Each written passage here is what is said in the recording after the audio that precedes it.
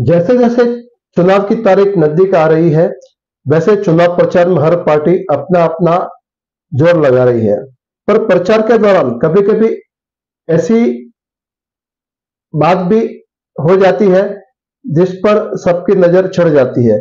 ऐसा ही एक वाकया हुआ है जहां भाजपा नेता ने बहुजन विकास आघाड़ी के चुनाव चिन्ह शिट्टी को लेकर बेतुका बयान दिया है।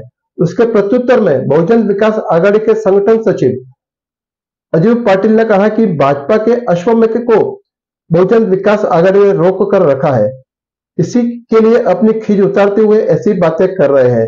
आइए सुनते हैं दोनों वीडियो में क्या बातें हुई है। ब्यूरो न्यूज, दिलीप कावरिया, वसई विरार समाचार।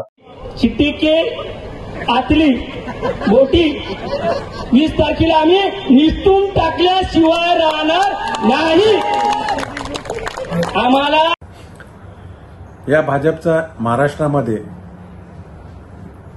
अश्वमेध जो आहे तो बहुजन विकास आघाडीने लोकनेते हितेंद्र ठाकूर यांनी अडवलेला आहे। त्यांना पालघरमध्ये पाहिजे तशी एंट्री मिळत नाही बहुजन विकास आघाडीमुळे।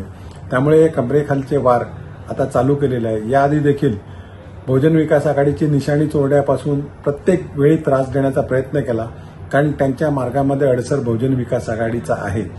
त्यामुळे आता त्यांच्या पायाखालची वाळू घसरल्यामुळे बहुजन विकास आघाडीवर असे आरोप ते केले जात आहेत।